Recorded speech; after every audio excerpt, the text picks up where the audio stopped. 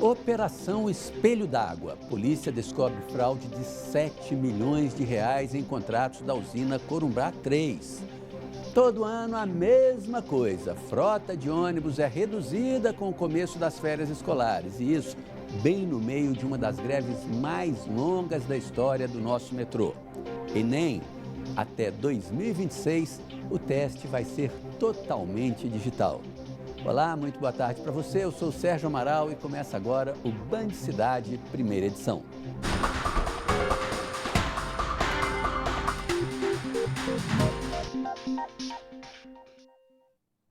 Ex-presidente do consórcio que administrava a usina hidrelétrica Corumbá 3 é investigado por fraudes. Os contratos lá em Corumbá 3 ganhavam aditivos que não passavam de desvios para empresas de fachada. A fraude teria rendido quase 7 milhões de reais. 4 pessoas foram presas, hoje 7 mandados de busca cumpridos. Uma das prisões foi realizada no interior de São Paulo, nesta casa de luxo. Aqui morava o ex-diretor-presidente do consórcio que administrava a usina hidrelétrica Corumbá 3, que fica no município de Lusiânia, região do entorno do Distrito Federal. A investigação da Polícia Civil aponta que o consórcio realizou contratos fraudulentos no valor de quase 7 milhões de reais em 2013 e 2014, com empresas que não existiam. De acordo com a polícia, o consórcio superfaturava contratos e ainda criava empresas de fachada, que não realizavam o serviço ou faziam parcialmente o trabalho. Empresas espelho também eram uma forma de desviar dinheiro. Eles desviavam o dinheiro das empresas contratadas para empresas com nomes semelhantes, eram empresas espelhos. E o outro tipo de fraude eles criavam empresas fictícias para serem contratadas para a realização de serviços que eles não eram prestados. A investigação começou em 2015 e foi comandada pela Coordenação de Repressão a Fraudes, a CORF. Eles podem responder pelo crime de estelionato, falsidade ideológica, falsidade de documento, lavagem de dinheiro e associação criminosa. Além do preso em São Paulo, a polícia também prendeu preventivamente uma pessoa no Distrito Federal, na região do Guará, e 2 em Goiás, em Aparecida de Goiânia e Lusiânia. Bom, quem vai falar sobre isso aqui agora com a gente é o Cláudio Humberto. Cláudio, boa tarde. O curioso é que isso aí, quando aconteceram essas fraudes, a Lava Jato já estava em plena atuação, né? Quer dizer, é muita cara de pau do pessoal fazer essa ladruagem toda quando todo mundo está de olho. Mas é exatamente isso que eu ia comentar, sabe, Sérgio? É impressionante, né? A Lava Jato está há 4, 5 anos na rua, prendendo todo mundo, botando o chefe de quadrilha, os mais importantes, as mais altas autoridades deste país, ou ex-autoridades, presidente da República, ministros da Fazenda, da Casa Civil, né? Gente rica, né? Muitos empresários em dinheiro, todo mundo no chilindró por roubar o país, e os caras ainda têm coragem de fazer isso aqui na usina de Corumbá, né? Ainda bem que temos a Polícia Civil, aliás, o trabalho que merece elogios, investigando e desvendando esse caso. Precisa agora da Justiça confirmar tudo, né? Exatamente, é preciso agora dar amplo... Não basta passagem na claro, polícia, tem que ter eficagem, né? Tem que ter eficagem, tem que ter amplo direito de defesa e a polícia e a Justiça vai se pronunciar, mas as denúncias são mesmo muito graves e consistentes. Continua rendendo, e tem que render mesmo, né? A história da cocaína no avião da FAB. O presidente Jair Bolsonaro disse que uma equipe da Força Aérea Brasileira vai até a Espanha interrogar o sargento preso com cocaína na semana passada em um avião da comitiva presidencial. Na saída de uma reunião no Ministério da Defesa, Bolsonaro disse que um inquérito foi instaurado para investigar o militar Manuel Rodrigues. Ele fazia parte da comitiva que seguia para o encontro do G20 no Japão, quando foi preso no aeroporto de Sevilha, na Espanha, com 39 quilos de cocaína na bagagem. Nós achamos, tem uma suspeita que não é a primeira vez que ele mexeu com droga, tendo em vista a quantidade. E as investigações estão, o que eu tive acesso, estão indo a contento e a velocidade que o fato merece. A FAB realizou buscas no apartamento do sargento em Taguatinga, no Distrito Federal, mas não informou se algo foi apreendido no local. O jornal espanhol El País publicou uma foto da mala do sargento Manuel Rodrigues com a droga. Segundo a polícia espanhola, a cocaína seria entregue por ele no hotel onde ficaria hospedado com o restante da tripulação. Mas a investigação ainda não descobriu quem receberia a mala levada pelo militar brasileiro. Bom, foi para lá, para a Espanha, vai ter que investigar e tem que investigar mesmo. É né? claro, e olha, o futuro desse sargento da aeronáutica, de fato, é muito complicado, né? Ao contrário do que disse o nosso narrador, o sargento não fazia parte da comitiva do presidente. Ele fazia parte, na verdade, ele pegou uma carona, meio que uma carona, num dos aviões que seguiam para Tóquio para fazer o preparativo. Levava seguranças, diplomatas, funcionários administrativos. O SCAV, né? O escalão avançado, né? O escalão avançado de funcionários que chegam ao destino uma semana antes, 10 dias antes, e preparam a chegada do presidente. O sargento nem sequer ia até Tóquio. Ficaria mesmo, o destino dele era precisamente Sevilha, onde ele desembarcou com essa mala, afinal, apreendida pela Guarda Civil espanhola. Eu fui atrás da vida desse sargento e o que se verifica é o seguinte, há um certo espanto, uma certa perplexidade de colegas e amigos vizinhos do sargento que o tinham como uma pessoa decente, direita, honesta, etc. Olha, ele não tem nenhum registro, nenhum antecedente criminal.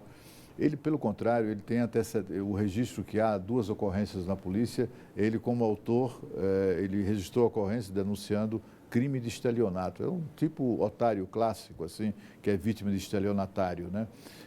E também ele foi testemunha de um crime de homicídio culposo.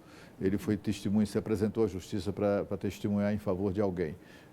E ele só pode ser acusado pela ficha dele como mau motorista. Ele se envolveu em 5 acidentes nos últimos anos. Agora, tudo indica que ele vinha atuando nisso há muito tempo, né? Pela quantidade, né? 39 quilos de droga, e como ele atuava na FAB, fazendo esse trabalho, viajando em aviões da Força Aérea Brasileira no Brasil e no exterior desde 2011, a suspeita é que ele já vinha fazendo isso há muito tempo. Terminou em confusão a audiência com Sérgio Moro na Câmara dos Deputados ontem. Um deputado ofendeu o ministro da Justiça, que durante mais de 7 horas respondeu a perguntas sobre os diálogos vazados da Lava Jato. Moro afirmou que a invasão de celulares é uma tentativa criminosa de prejudicar o combate à corrupção. O tumulto começou depois que o deputado Glauber Braga, do PSOL do Rio de Janeiro, chamou o ministro Sérgio Moro de juiz ladrão. Um juiz que se corrompeu e, apesar dos gritos, um juiz ladrão. O discurso causou a revolta de parlamentares que apoiam o ministro, que foram para cima de Braga. A deputada professora Marcivânia, que presidia a sessão no momento, ainda tentou conter os ânimos e o empurra-empurra, sem sucesso. Pessoal, educação, por favor! Educação! Moro deixou o local escoltado e a sessão foi encerrada um pouco depois das 9h30 da noite. Bate-bocas foram constantes na audiência. Eu peço mais uma vez que eu acredito que o escopo dessa reunião é para ouvir o ministro, para ouvir suas declarações. Não é para afrontá-lo, não é para xingá-lo, não é para agredi-lo, é para que possamos ouvir de maneira civilizada. Então, nós já estamos chegando num ponto da reunião em que as perguntas começam a se repetir e a falta de respeito começa a preponderar. Então, se for nesse sentido, logo nós encerraremos a reunião, porque o escopo parece que já está sendo alcançado. O Sérgio Moro deixou claro, não reconhece as mensagens atribuídas a ele pelo site Intercept Brasil, mas frisou que um juiz trocar informações fora dos autos com defesa e a acusação é algo absolutamente normal no direito.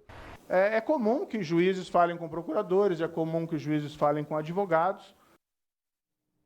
Cláudio Humberto, eu acho que em qualquer situação, ministro prestando contas ao Congresso é até saudável, né? Mas não precisamos ter essa baixaria, é uma vergonha para o país, né? Mas é uma baixaria previsível, né? O presidente da Câmara tem grande responsabilidade nisso quando permitiu que acontecesse. Afinal de contas, o ministro já tinha passado outras 7 horas prestando esclarecimentos ao Senado Federal. Todo o país assistiu aquilo, inclusive os deputados federais. Não precisava disso, né? Não precisava submeter nem o ministro, nem mesmo o país a uma situação vexatória como essa. Parecia, na verdade, ali um plenário de gangues, que também se chamam de torcidas organizadas, tipo Mancha Verde, Gaviões de Afiel, né? Esses bandidos todos, tudo no lugar só discutindo. Foi o que a gente viu ontem, né? Ainda mais algumas figuras acusando o ministro de ser desonesto, de ser criminoso. Meu Deus do céu. Inclusive, os acusadores são pessoas enroladíssimas, eles sim, em crimes de corrupção, né? Em crimes contra o país. E todos a serviço da impunidade, todos a serviço de corruptos, de ladrões, de gente que foi condenada e presa por roubar o país, como é o caso do ex-presidente Lula e gente da laia dele, como ministros tão importantes na história recente do nosso país. O decoro parlamentar foi pisoteado, rasgado, foi enxovalhado ontem na Câmara dos Deputados. A prova do Enem não vai ser mais aplicada em papel. Até o ano de 2026, ela vai ser 100% digital. O anúncio foi feito hoje pelo novo presidente do INEP, Alexandre Lopes, e pelo ministro da Educação, Abraham Weintraub. E quem explica como vai ser esse processo é a Renata Dourado. Boa tarde, Renata. Sérgio, boa tarde para você, para o Cláudio, uma excelente tarde para todos que estão aí nos acompanhando. Como você bem disse, a coletiva foi hoje, né? O ministro explicou isso hoje, mas essa mudança ela vai ser gradual. Então é importante lembrar o seguinte, que as provas deste ano, que serão aplicadas nos dias 3 e 10 de novembro, serão normais, como todo mundo já conhece, tradicional do papel. Então, as mudanças graduais vão começar a partir do ano que vem, a partir de 2020. E quais serão essas mudanças? O aluno que for ali fazer a inscrição, ele vai poder optar se ele quer fazer a prova de forma tradicional, de papel, ou se ele quer fazer a prova digital. Vai ser uma opção. Então, a ideia é que você tenha um grupo de 50 mil alunos já no ano que vem fazendo essas provas. Claro que para eles também irem se familiarizando, mas acima de tudo, para o governo poder sentir essa mudança e essa alteração. Então, a partir do ano que vem, serão aplicadas 3 provas. Essa prova tradicional, uma segunda edição para aquelas pessoas que tiveram algum problema com logística e também nesse mesmo dia para as pessoas que estão presas, e aí essa prova digital. E aí, quais são as vantagens aí que o governo destaca? São basicamente 2 vantagens. Esse ano, para a gente ter uma ideia, o governo gastou cerca de 500 milhões de reais com a impressão dessas provas, desses papéis. Então, obviamente que isso vai sendo reduzido gradativamente. E uma outra questão também, uma outra vantagem é ter um acesso maior, que as pessoas tenham um acesso maior. Então, hoje em dia, existem alguns locais, alguns municípios que é difícil o acesso, onde não é possível aplicar essa prova. Então, a ideia é universalizar, de fato, essa prova, fazendo com que ela alcance também essas pessoas, além, como nós já dissemos aqui, a redução desses custos. O governo ainda não sabe de qual será essa redução, quanto vai ser aí essa diminuição de custos, essa redução de custos, mas certamente ela virá. Sérgio. Obrigado, Renata. A seguir, você já parou para pensar em investir? Não estou falando de poupança, não, que é sempre o caminho mais fácil. Mas não sabe por onde começar? Então fique aí que a gente tem boas dicas logo depois do intervalo. Olha, o Band Cidade vai dar uma dica bem interessante para você, tá? Guardar dinheiro e se preparar para os tempos de vacas magras é importante, isso todo mundo sabe. O que é difícil é escolher onde e como investir. Na dúvida, a maioria acaba escolhendo o mais fácil, que é a caderneta de poupança. Mas, gente, tem outras maneiras tão simples e tão fáceis quanto, só que bem mais rentáveis. Por isso, a gente preparou uma espécie de beabá de investimentos que você confere agora. Em tempos de crise, muitos se perguntam se é possível investir com pouco dinheiro. A resposta é sim. É possível, por exemplo, com menos de R$100, aplicar em um título do Tesouro Direto. A aplicação pode render até 20% a mais que a poupança. O que falta mesmo é informação sobre o assunto. Tá difícil guardar um pouco, sobrar um pouco, porque geralmente não sobra mesmo. Só dá mal para pagar as contas. Eu não sabia. Tem 10 anos, faz tempo, eu sempre coloco dinheiro na poupança, sempre. E o rendimento está sendo baixo? Muito baixo. O banco não informa nem as taxas, quanto mais investimento. Você chega no banco, você abre uma conta, o banco cobra e você não tem informação nenhuma. Marcelo conhece um pouco mais sobre o tema. Aos 18 anos, quando ainda era estagiário, começou a guardar dinheiro na poupança. Hoje, aos 28 anos, ele é dono de uma loja de lingeries. E o empreendimento vem dando certo, tanto que sobrou um dinheirinho. Agora ele quer investir em algo que dê mais lucro. O negócio tem dado lucro, tem dado resultado. Em contrapartida, eu meio que coloco o meu dinheiro em CDB e um pouco em outras modalidades de renda fixa, e eu queria saber se eu posso apostar em algo melhor ou alguma coisa que possa me direcionar. Para os interessados, esse economista diz que o maior erro é não se informar sobre a diversidade de investimentos e afirma o grande inimigo é a poupança. Existem quase 800 bilhões de reais na poupança por uma sensação de segurança. Então, mesmo a pessoa que tenha 100 reais, 500 reais, 1.000 reais, primeiro passo, sair da poupança. Ir para o Tesouro Selic ou para um fundo de renda fixa com liquidez para começar a se acostumar com a volatilidade e com a perspectiva de ganho dos seus ativos financeiros também. A principal dica é o investidor entender o próprio perfil. Além disso, é necessário persistir. A base de tudo é conhecimento, é educação financeira. É estar buscando sempre referência. Como eu disse, as pessoas tomam suas decisões aleatórias. Então você vê que está em alta um ativo, você quer entrar. Você vê que está em alta um fundo, você quer entrar. Você vê que ele está em baixa, você quer sair. Então você quer sempre entrar na alta e sair na baixa. Não é assim que funciona. A primeira coisa que a pessoa tem que ter é essa referência correta.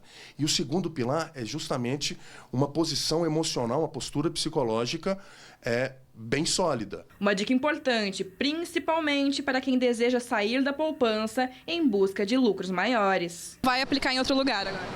Sim, pretendo. A Comissão Especial da Reforma da Previdência vai tentar votar o projeto da reforma hoje à tarde.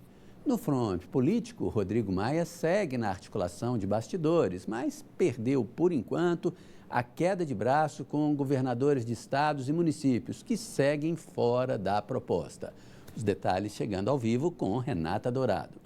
Pois é, Sérgio, a gente está aqui acompanhando, né, todos os bastidores aí desse processo, que é tão importante, afinal de contas, para o país, para todos nós. Então, agora a tentativa é fazer com que essas mudanças ocorram no plenário, porque a gente lembra que essa reforma ela está na comissão especial, só que no plenário ainda vai ser possível fazer também mudanças. Ao longo dessa manhã, o presidente da Câmara, Rodrigo Maia, passou aí a manhã reunida com líderes de partidos, presidentes de partidos, para tentar votar hoje, como você bem disse. Tem uma sessão marcada para hoje, 1h da tarde, logo mais, mas não tem nada certo que, de fato, esse texto vai ser votado nessa comissão especial. Então, eles estão tentando aí esse acordo, essa negociação para votar hoje ou até mesmo amanhã. Por quê? Porque se não for votado esse texto na comissão especial essa semana, dificilmente vai conseguir aquele objetivo que é aprovar a reforma da Previdência no plenário da Câmara antes do recesso parlamentar.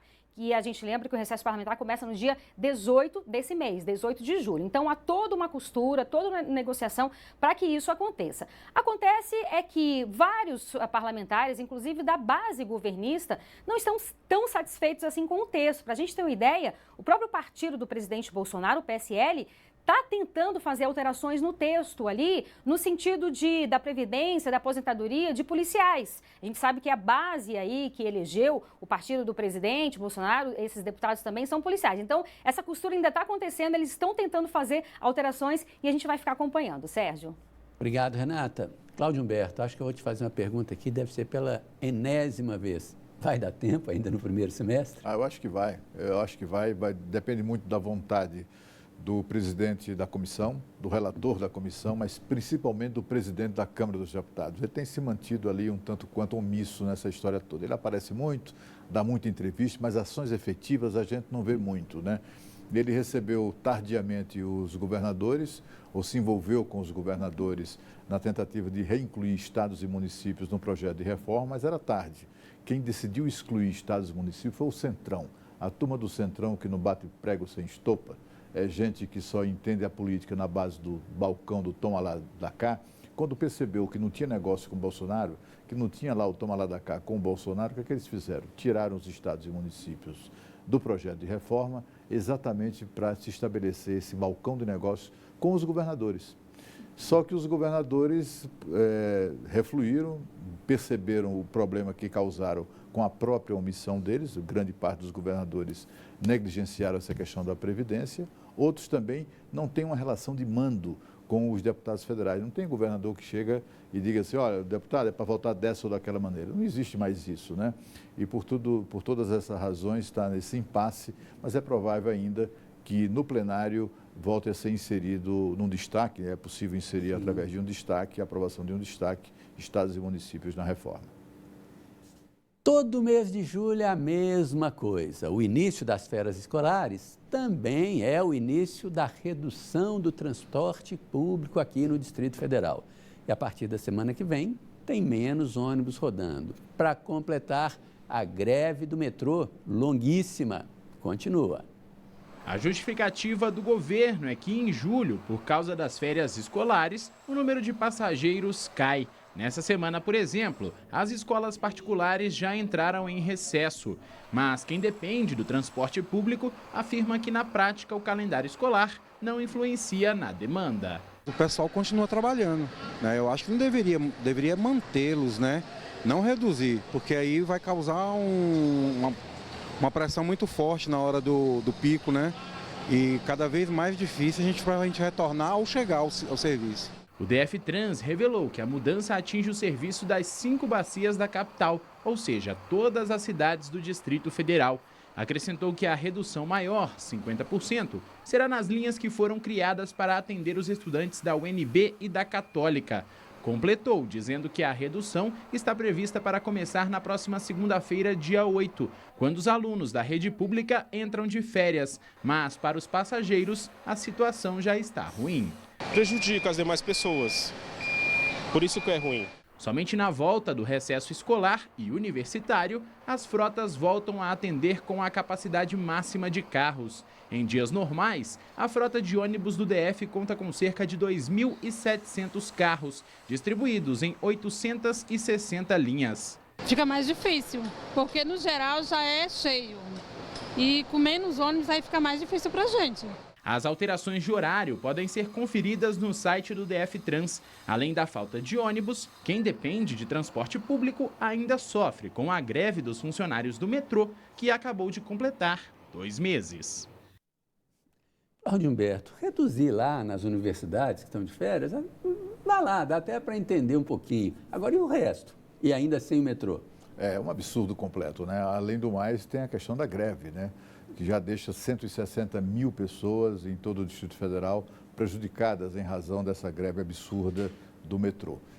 Nos ônibus isso é inaceitável, quer dizer, no momento em que, na verdade, as pessoas continuam suas vidas, as pessoas continuam trabalhando, dando duro, ralando muito, exercendo o seu direito de ir e vir, de ir para o trabalho, voltar para casa e ir para a escola, ou se não para a escola, para o lazer, e também voltar para casa, ir para o médico, enfim, as pessoas seguem as suas atividades. Os alunos deixam de ir para a escola nesse período, mas não deixam de se locomover, não deixam de ir ao shopping, né, passear, ou sei lá o quê, ir no cinema, ou visitar pessoas. O fato é que é absolutamente inaceitável esse percentual que eles apontam de redução de 26%. Ora, essa redução de 26% corresponde exatamente à população escolar. É uma conta muito fácil de ser feita, mas na prática não é assim que acontece. A gente espera que o governador em exercício, Paco Brito, reveja essa posição, ou pelo menos determine que essa porcaria desse DF-Trans, que já foi extinto, mas continua existindo, acabe com isso, né? Não é, essa moleza das empresas não é mais aceitável. Veja a seguir, traficantes com tornozeleira eletrônica são flagrados vendendo drogas perto de casa em Samambaia. Band Cidade volta já já. 2 homens foram presos por tráfico de drogas em Samambaia. Agora o detalhe, os traficantes usavam tornozeleiras eletrônicas. E tem mais, a dupla já havia sido presa pelo mesmo motivo há 3 semanas. A polícia começou as investigações no mês passado. 4 traficantes foram presos na época. Na semana passada, ao retornar ao local, a polícia flagrou Bruno Ricardo Gomes e Enzo dos Santos traficando. O que mais chamou a atenção é que eles estavam usando tornozeleira eletrônica. Eles cumpriam pena em regime domiciliar pelo mesmo crime, tráfico de drogas. Os 2 perderam o benefício e voltaram para Papuda. Só em junho, 8 pessoas que usavam as tornozeleiras foram presas por crimes como tráfico de drogas, roubo de carro carros e perturbação. Vamos encerrar com notícia boa, né? Uma obra do artista Atos Bulcão está agora à vista de todos, lá no corredor da sala de embarque doméstico do aeroporto Juscelino Kubitschek. A obra de 2003 consiste em um painel em chapas de aço perfuradas e dobradas, com 93 metros de comprimento e pintadas com tinta automotiva nas cores azul claro, verde, amarelo, rosa e marrom. Se vivo, Atos Bulcão teria completado 101 anos ontem. E o Band Cidade Primeira Edição fica por aqui. Vem agora aí eles, os donos da bola, Dani Pança, Bruno Menes e José Duílio. A gente volta a se encontrar amanhã, 12:30. Tchau.